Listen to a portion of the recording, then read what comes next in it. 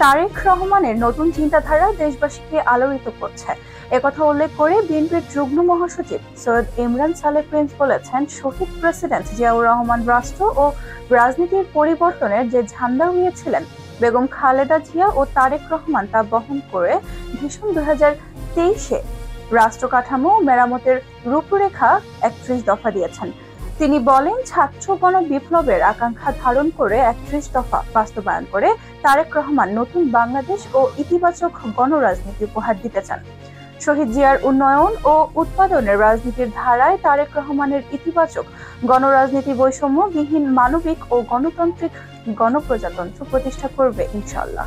Imran Saleh Prince আজ বিকেলে কেন্দ্রীয় কৃষক দল ঘোষিত 3 মাস ব্যাপী কৃষক সমাবেশের অংশ হিসেবে কৃষক সমাবেশ ও সাম্প্রতিক বন্যায় ক্ষতিগ্রস্ত কৃষকের মাঝে ধানের বীজ বিতরণ অনুষ্ঠানে প্রধান অতিথির বক্তব্যে এসব কথা বলেন। হালুয়াঘাট উপজেলা কৃষক দলের সিনিয়র সহসভাপতি আবুল কাশেমের সভাপতিত্বে অনুষ্ঠিত কৃষক সমাবেশে অন্যান্যর মধ্যে ময়মনসিংহ উত্তর জেলা বিএনপির সদস্য আসলাম মিয়া বাবুল, আবু হাসনাত বদরুল কবির, বিএনপি নেতা আব্দুল হাই, কাজী ফরিদ আহমেদ বাবুল, মিজানুর রহমান মিজান, রফিকুল ইসলাম, মোর্শেদ আলম, আলী মাহমুদ, জেলা মহিলা দলের সাধারণ সম্পাদিকা হোসনে আরা নীলু, জেলা যুব দলের সহসভাপতি তারিকুল ইসলাম চঞ্চল, যুগ্ম সম্পাদক আব্দুল কালাম আজাদ, আব্দুল মালেক, সদস্য মির্জা শাওন, পৌর স্বেচ্ছাসেবক দলের আহ্বায়ক মেহেদী হাসান দুলাল, যুগ্ম আহ্বায়ক প্রকাশক খালেদুজ্জামান আউলিয়া, উপজেলা স্বেচ্ছাসেবক দলের যুগ্ম আহ্বায়ক শহীদুল ইসলাম পারভেজ, উপজেলা ছাত্র দলের যুগ্ম আহ্বায়ক মির্জা সারওয়ার হোসেন সায়েব।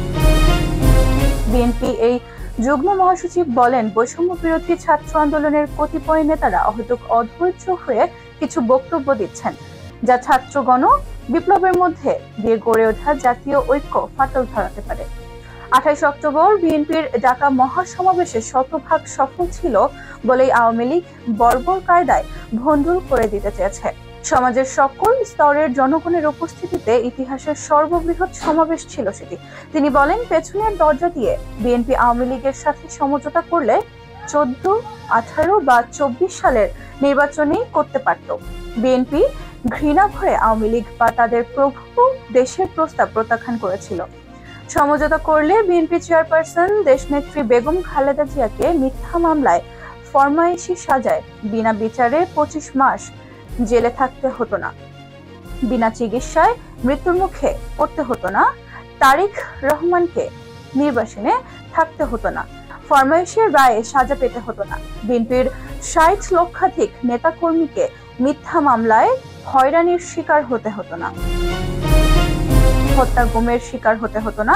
আওয়ামী লীগ গণহত্যাকারী, নিকৃষ্ট ফ্যাসিস্ট, তাদের সাথে সমঝোতার প্রশ্নই আসে না।